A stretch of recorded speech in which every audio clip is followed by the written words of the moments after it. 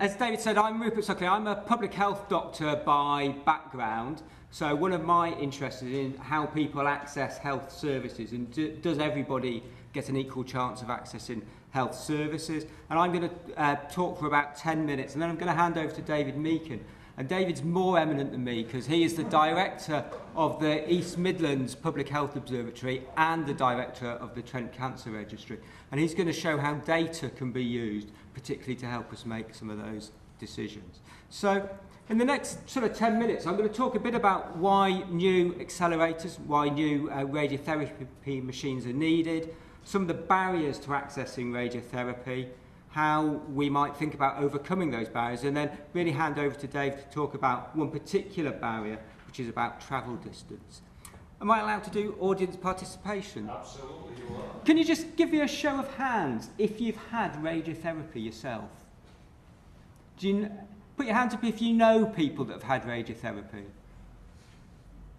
Okay, that's good. So there's probably about, I reckon from up here, David, probably about a fifth of the audience have had radiotherapy, and probably 4/5 have or know people who've had radiotherapy. So that's quite a good starting point. So particularly in the questions, we may get into some of the discussions about the barriers, and particularly the barriers that you as individuals and as friends of people who've had radiotherapy will have experienced. So, as Moira's already said, radiotherapy has got a big role in the treatment of cancer. So this is data from the WHO. Again, it's slightly older than Moira's data, but showing that radiotherapy is involved in about 30 to 40% of the cure of cancer. And what we also know about radiotherapy is the demand for radiotherapy is increasing. So a number of people have tried to predict how much radiotherapy we should be giving for our population.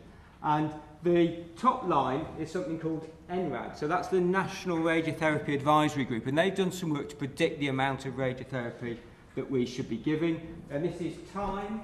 So this is 2004, 2014, right up to 2028. And you can see that this line is going up in terms of the number of fractions. The blue line is the number of fractions of radiotherapy that we plan to deliver in the network, and you can see that's substantially less, but it is increasing. And there is an orange line, which is a locally adjusted figure, and that's because some of the predictions in the NRAG original report may have been inaccurate, okay? And people may have seen recently through the national team, a new tool has been developed called Malthus, which is a way of modelling the exact a better feel for the amount of radiotherapy that we should be delivering. And there's no doubt that that line is probably more like the orange line, so it's probably slightly less radiotherapy than nationally predicted, but there's still a gap. So you can see that not only is the amount of radiotherapy that we're going to need to deliver going up, but there's probably a gap. There's a shortfall between what we're delivering currently and what people should be receiving. So that a fraction is, Moira will be the expert, but a fraction essentially is a dose or a course of treatment. Yeah, it's the visit that you do to radiotherapy. So each course of radiotherapy consists of a number of fractions. So you could be going 10 times, 25 times, and they're classed as fractions. Okay. So there's an increasing demand for the amount of radiotherapy that we are giving. And in North Trent, as David has said, 1.8 million people live in North Trent. All the radiotherapy is provided by Weston Park Hospital. And there is a question about if we need more capacity, where does that go? One of the ways that researchers think about access to healthcare is about how people get the best use of health services. And they think really in terms of 4 key things. So how much healthcare is there? So is it available and can you get access to it? So if you had no radiotherapy at Weston Park, we'd have to go to Leeds or Nottingham for it. So have you got radiotherapy there? Are there some, the way that the system's set up, do they help? So is it acceptable and is it accessible? So Dave's already made the point about where Weston Park is located. Is it the most accessible place? And Moira's made the point that not everyone thinks that radiotherapy is acceptable as a treatment. We also know that it's important whether people view radiotherapy as being effective. So again, Moira mentioned that if people think that radiotherapy isn't an effective treatment, they may be less likely to choose it. And then there are different people's perspectives. So individuals may have a perspective about radiotherapy, their families may have a perspective about radiotherapy, and their clinicians may have a perspective, and that actually may be different. And it's how those things interact together that really impact on how we access radiotherapy. And if you look at radiotherapy as a whole, there are a number of studies that have been done across the world looking at the sorts of things that make a difference. Now, the clinicians in the room should be relieved to know that the type of tumour that you have does affect the sorts of radiotherapy that you get. So there are some cancers that you should have radiotherapy for, and there are some cancers that you just shouldn't. Okay? So it depends on the type of cancer that you have, whether you should get access to radiotherapy. There's quite a lot of evidence that people in more deprived areas get less access to radiotherapy. And that's generally due to a combination of things. Usually around that they may have presented with their disease at a late stage, so therefore they're not eligible for radiotherapy. They may have additional health problems so that they can't go through with radiotherapy. Or actually it may be related to deprivation themselves. So there's been a recent study looking at prostate cancer, men with prostate cancer. And if you come from an affluent area, you're much more likely to get surgery or radiotherapy than if you're from a deprived area, even if you've got the same disease and the same general health. So deprivation can affect access to radiotherapy. We know there's some evidence that if you've got radiotherapy in your hospital, you're more likely to get access to it. So it's an interesting fact. So if you're a Sheffield patient, does that mean you've got more chance of getting radiotherapy because you're being seen in Weston Park? Now, this is what the international evidence says. What we don't know is how much of this holds for North Trent. Distance comes up as an issue, and particularly these are from Canadian and Australian studies. And you can imagine Canada and Australia are really big countries. But even if you look in the UK, distance impacts on people's willingness to take up radiotherapy. And people talk about 30-minute travel times, 45-minute travel times, and an hour travel times. And there are different ways of thinking about what a suitable travel time is. There has been some research done with patients, and if you offer them the choice of going to radiotherapy locally and offer them the choice of going to somewhere further away but they get their treatment quicker, they will accept going further away to get quicker treatment, providing it's not more than 30 minutes further than they'd already travelled. So 30 minutes seems to be quite a good travel time, and that's for personal travel. And if you think about public transport travel, you start to get other travel distances like 45 minutes. And if you think about a network like North Trent, it takes you half an hour to get across Sheffield. So if you live in Doncaster or Bassetlaw, that's quite a long trek across the network. And linked to distance is this issue about transport and patient transport in particular. So you may actually live fairly close to where radiotherapy or the hospital is delivered. But if you're on patient transport and you've got an hour journey pickup before you get to the hospital and going back, that all adds up to your travel time. And interestingly, in America, this group, Bickel and then another researcher, Kinkler, looked at what that was like around breast cancer in particular. And what they found was that older people and people who had other health problems were less likely to want radiotherapy. They also found that there were some factors related to the doctors themselves, and actually the specialty of the doctor that you first see can have a big impact on whether or not you get radiotherapy. So particularly in tumours where you could either have radiotherapy or surgery as an option for treatment, there is some evidence that if you see a surgeon first, he's more likely to advocate surgery. And if you see an oncologist first, and a radiation oncologist, they're more likely to advocate for radiotherapy. So maybe depending on who you see first will impact your chances of getting radiotherapy. And then, as Moira said, there are some issues around what people think, and in particular about fear, about risks, but a lot around practicalities. So if you have to come to Weston Park every day for 5 or 6 weeks, that makes a big difference. And if you've not got a support network to help you when you're at home, you may be less likely to come forward for radiotherapy. So there are a whole set of factors that impact people's ability to access radiotherapy. And it may be those people that have had radiotherapy in the audience have got others that they can think of that maybe influence them in their decisions. This is a very busy slide, but it really just tries to illustrate how far we've got to go with radiotherapy. So these are the tumours along the bottom, and then for each tumour you've got 2 bars. You've got a blue bar and then a yellow bar, and it doesn't project very well on this, but essentially what it tells you is that even those tumours now that we think we're giving a lot of radiotherapy to, like lung cancer for instance, where we think about 97% of people with lung cancer who should be getting radiotherapy are getting radiotherapy. If we look at the number of people that are going to need radiotherapy by 2016, and we continue to give the same amount of radiotherapy, we're only going to be giving about 30% of the amount of radiotherapy. So there's a huge pressure then on places like Weston Park and services to increase their capacity.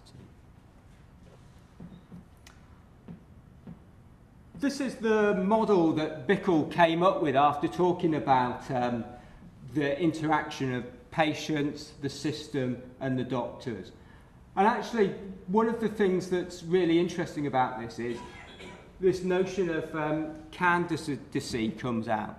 And for people to really benefit from treatment or a service, people have really got to believe that they're eligible for medical attention and that that intervention is going to benefit them. So it's really interesting doing this talk in front of a group of people, many of whom have had radiotherapy or know people who've had radiotherapy. But if you speak to people who have no contact with the cancer world, very few people, until they actually fall into a cancer diagnosis or start getting seen, have actually any knowledge about what radiotherapy involves. And what this starts to do as a model is to say that there are some interventions that we should be carrying on to do to help people, to help doctors, and to help the system work to increase our access to radiotherapy. So it really sort of gives us a kick to say, well, the year of radiotherapy was great, but what do we do in North Trent to maintain that and to make sure that people are aware of the effectiveness of radiotherapy, and how can we reduce some of those barriers? So one of the classic ways that barriers were reduced about which doctor you saw was everywhere now in this country has a multidisciplinary team. So that's where surgeons and radiotherapists get together to discuss what the most effective treatment is. So in the UK, I think there's some evidence that we've actually solved that barrier. But one of the barriers that is worth thinking through is about the effect of travel time. So if you think about North Trent at the moment, there are 7 radiotherapy machines in Weston Park. And probably to get to that total number of fractions of radiotherapy that we need to deliver, we probably need 9 machines in North Trent. And the question is, if you had a blank sheet of paper, where would you put the other 2? And there's obviously a lot of factors that go into that, but one of those is about distances. So I'm going to hand over to David, and then we'll take questions along with Moira at the end.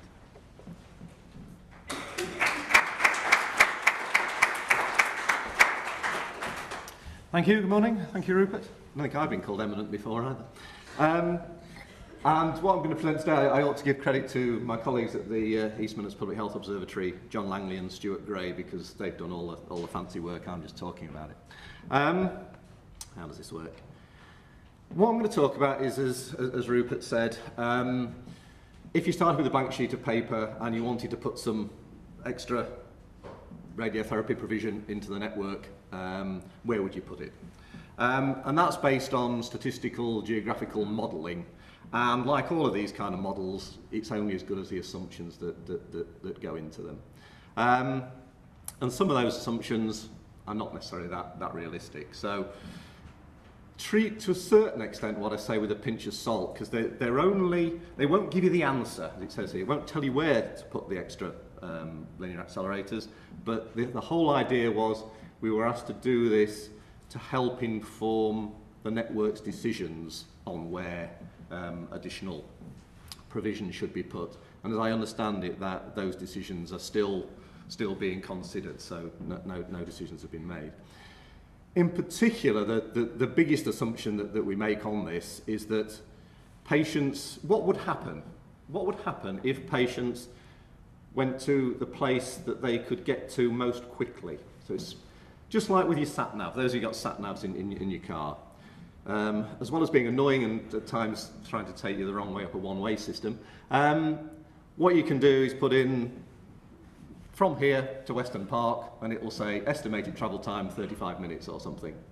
And that's in effect what we've done. We've said if you were here, 35 minutes it might say it will take you to get to Weston Park. We then said, well, how long would it actually take you to get to Leeds or Doncaster? And then we said, let's assume that you go to the place that you can get to most quickly. Does that make sense? So it's basically sat-nav kind of approach. So it's based on the assumption that you can get there most quickly, but we know in practice that won't be what happens, because there are other things that need to be taken into account, and these are the decisions that the network has to make, has to take all of these things into account. And that includes the fact that we've already got, 7 Linacs at Weston Park, so I don't think anybody's going to say, right, we'll scrap those overnight and put 7 somewhere else. You know, maybe next door to Meadow Hall, so Moira can go and do a shopping. Equally, cost is a big factor in this.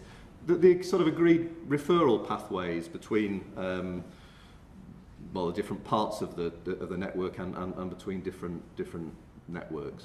So there are lots of other things as well as what I'm going to talk about that will be important to be taken into account. So this is really just looking at where would people go to if they went to the nearest centre. And we've made some assumptions tied into what's already been said about the future need for radiotherapy in terms of the fractions per million population based on sort of locally a local network adjusted work based on the national guidelines, and also assumptions about how much work you can get out of a linear accelerator, basically. So we were asked by the network to look at 8 possible scenarios for future provision, which were, thankfully, they were all based on Weston Park being one of them, but also looked at what would happen if you put one in either Chesterfield, Doncaster or Rotherham. Those were the 3 other parts of the network that we were asked to look at. And there are 8 possible combinations of sort of Weston Park on its own, Weston Park plus Chesterfield, etc., right through to Weston Park plus Chesterfield plus Doncaster plus Rotherham. We've assumed that there are kind of no constraints on patients going between networks. So we've not said that anybody that lives in North Trent must go to a centre in North Trent if they could more quickly, if they live at the north of the network, if they could more quickly get to Leeds. We're saying that's fine, let's allow for that. And we've also assumed that there are no changes to where linear accelerators are currently sited outside of the network. So we've not allowed for one suddenly being put in Scunthorpe or anything like that. And we've also done a little bit of work looking at the percentage of people who live within 45 minutes travel time of each of these potential centres, because the 45-minute travel time, I think, was something that was quoted in the national guidelines as being a target, but you can't call them targets these days, but as a kind of good practice, or that people shouldn't be expected to travel more than 45 minutes. Okay, so what I'll show is a few maps. So this first one, does it show up all right? Yeah, the colours come out okay, don't they? So we are somewhere near what's left of Sheffield Airport. Is there still do they still have planes coming in and out? I know there aren't commercial ones, but are there private ones? There are. Yeah, so we're just up there, aren't we? We're about there. And what we've done is said, where is the area that can most quickly get to the existing, so this is the first scenario, this is just looking at the existing radiotherapy centres. So we've got Weston Park, the red blob in Sheffield there. We've also got Leeds in the north, Hull, which is the green area. We've got Lincoln, we've got Nottingham, we've got Derby, we've got Stoke-on-Trent, and we've got Christie at Manchester. So the sort of purpley coloured area is the area that our model would say is the area that people can get most quickly to Weston Park as opposed to any of the other centres. And by and large, it follows the black line, which is the network boundary. There's a bit of leakage, if you like. So here we've got the area around Retford, which our modelling would say it's quicker. Your sat-nav would say you could get more quickly to Lincoln than you could get to Weston Park. And there's a bit of leakage in the Thorn part of Doncaster that you could more quickly potentially get to Leeds than you could get to Weston Park. But that's the start point of what's the current situation. We then said, what if? What would happen if? And the first one is, what would happen if there was a radiotherapy provision in Chesterfield? So Chesterfield Royal at Calo, what difference would that make? So if we go back to that one, if you just look at the changing colours, not surprisingly, what it says is if you put a linear accelerator in Chesterfield, that whole, does this work? Yeah, that whole sort of lighter coloured area is the area where we estimate that you could more quickly get to Chesterfield than you could get to Weston Park. Does that make sense? Are you still with me? There's a few nods in the audience. Good. Because what we've done is then just say, well, that's what would happen if you put one in Chesterfield. If you put one in Doncaster, then that's what we think would happen. So where are we? So this is still saying that if you were here, you could get more quickly to Weston Park than you could get to Doncaster Road Infirmary. But it's saying that big chunks of this light green area could get more quickly to Doncaster than could get to Weston Park. And then third one was, what if you put one in Rotherham DGH? And we're now saying, well, where we are now, about here, seems to make sense. You could more quickly get to Rotherham DGH than you could get to Weston Park. And that equally applies to the whole, basically, eastern half of the network. We've then done that for various different combinations. So this is Weston Park plus Chesterfield plus Doncaster, and he's showing the different colours of the different areas that could go to each centre most quickly. That's Weston Park plus Doncaster plus Rotherham. I won't go through it in any great detail. That's Weston Park plus Chesterfield plus Rotherham. And that's if you put one in Weston Park, Rotherham, Chesterfield and Doncaster. Interesting one with that is in terms of how you might call these sort of natural catchment populations of where people could get most quickly. The Weston Park one, the purpley colour, is actually relatively quite small. It's basically Sheffield and an area sort of north of Sheffield, and the rest of the network is kind of split between the three areas, which I suppose those of you that live in different bits of the patch, I think that feels about right. I mean, I live at Dromfield, and this seems about right, that I could probably just about get to Chesterfield more quickly than I could get to Weston Park, so it feels about right. What we've then done is try and turn that into, first of all, population. So going back to that, this is really saying how many people would live in each of those different coloured areas. So we're saying if you just took the first scenario I showed, so where we are now, we estimate that's about a 1.6 million catchment population. I think the population of the network's about 1.8 million, and that's because we're saying bits on the edge could probably more quickly get to other areas, but it feels about right. If we put one in Doncaster, so they're just in Weston Park and Doncaster, the next one along, it's saying that Doncaster would have a natural catchment population of about 750,000, and then we've done that for each of those different combinations. The one where if you put one in Doncaster, Rotherham and Chesterfield as well as Weston Park, it's saying that you've got natural catchment populations of 400,000, 500,000, 600,000 for each area. We've then said, if you used the sort of planning assumptions of the likely demand per population for radiotherapy and how much work you can get out of a linear accelerator, that's what it would equate to. So it's saying, on those assumptions, you'd need sort of between 8 and 9 linear accelerators for the whole area based on the Weston Park catchment area, and there are currently 7, so I think it ties in with Rupert's assumption that we probably need about 2 more to meet that future level of demand.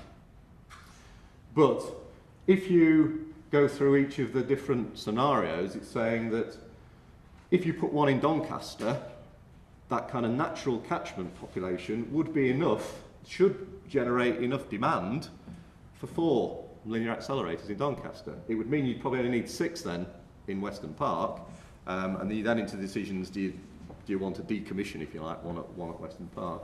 But what it tends to suggest is there would be enough work to support potentially up to 4 linear accelerators in Doncaster if everybody in that area who needed radiotherapy went to the centre they could get to most quickly. If you put one in all of the centres, then you'd have about 3 in Weston Park, 3 or 4 in Doncaster, 3 in Rotherham, and a couple in Chesterfield. I guess that scenario is pretty unlikely because the cost of that would be pretty high, and the fact that you'd be going down from 7 linear accelerators in Weston Park currently to 3 in the future, which I suspect is not a realistic scenario.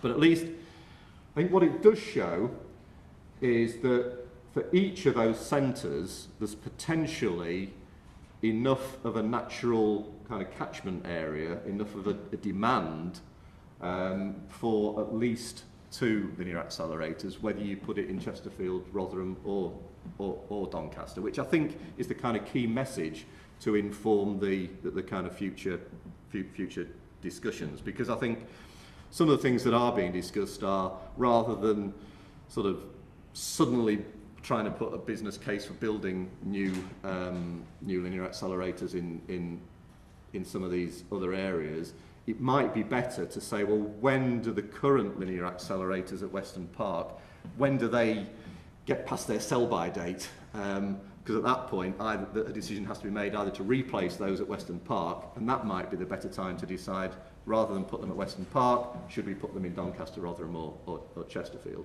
And what we're saying on this basis is there's probably enough demand for at least a couple of linear accelerators in either Doncaster, Rotherham or Chesterfield. Just finally, what we did was also looked at the travel times. This kind of spidery map shows what we estimate to be the areas that are within 45-minute travel time by public transport. And it's buses and trams, I think, have been used here, and it's based on some national database of public transport travel times. So it's got the Doncaster, Rotherham, Chesterfield centres as well as Weston Park, and it shows, again, probably not surprisingly, that it's the areas that are relatively close to those centres that are within 45-minute public transport time. And I think the final one for me is if you turn that into percentages of the population, the first one is in drive time. Can you see that at the back? It's a bit small. What we estimate at the moment is that 83% of the North Trent Cancer Network live within the 45-minute drive time of Weston Park. And what we said is, how would that change if you put centres in, if you put a radiotherapy centre in one of these other places? And what it's saying is, you put one in Doncaster as well as Weston Park, you'd be getting 93% of the population within 45-minute drive time. Weston Park and Rotherham it's about the same, Weston Park and Chesterfield it's about 89, and so on. If you put one in all 4 places, you're getting over 98% of the population living within 45-minute drive time.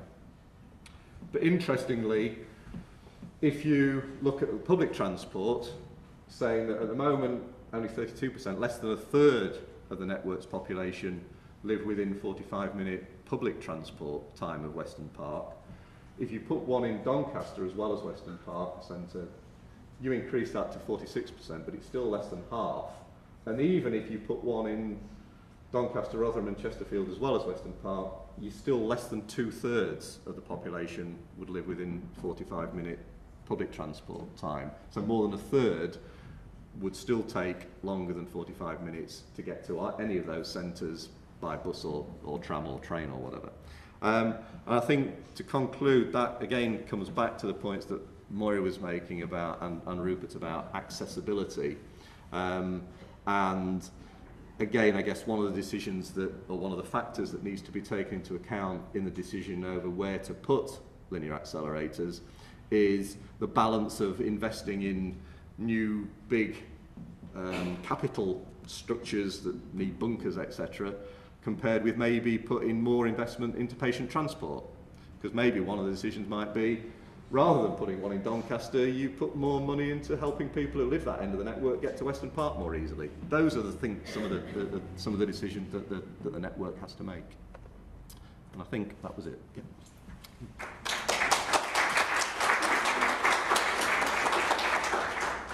We've time for a few questions.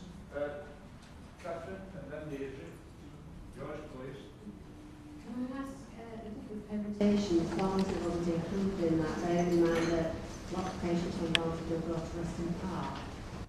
Yeah, I don't know whether anybody knows the answer to this. I don't know why we weren't asked to look at Barnsley. We were just asked to look at Doncaster, Rotherham and Chesterfield hospital sites. We've got that from Barnsley.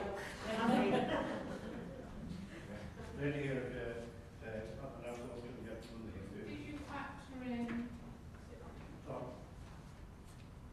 Did you factor in the cost of private transport? Because the cost of petrol as it is now, going every day, well, Monday to Friday for 5 or 6 weeks, can be quite expensive.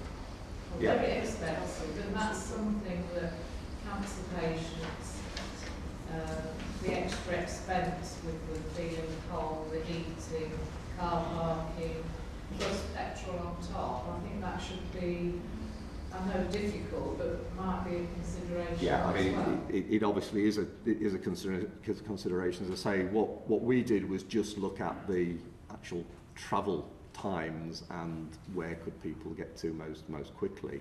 But I think one of those other things that needs to be considered, so I was talking about kind of cost of actually setting something up.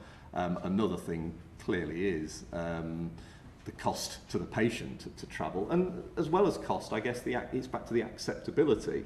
That, you know, it might be that, I think as Rupert said, if you're having to have, and some of you will know far better than I, that if you're having to travel 45 minutes across Sheffield every day for 6 weeks or whatever, it's not just the cost, it's actually the kind of, I don't know, the tiring, yeah, and the effort of it. So I think that's it's almost like the decisions to be made about where to put it. I suppose you could think of it almost like a sort of list of things to be taken into account. So we've just looked at the one, which would be travel time. There'd also be cost of doing it, there'd be patient acceptability, patient cost, and that all needs to be weighed up and it's got a balance made. Because there isn't, like with lots of these things, there isn't a right or wrong decision, is there? Because if you went for the cheapest one, you'd probably put it all in Weston Park because it's all there now, but then that's not going to reduce travel time for patients. If you wanted to get what was best for patients, you'd probably have, you know, linear accelerators on every street corner. So it's getting the right balance, and I think it is about how these things are weighed up. Thank you. We'll have one more question and then we'll move on. But can I just say that Rupert and David and Moira will obviously be around at coffee time if you've got any further questions. Al? Yes, David, very interesting set of examples, really.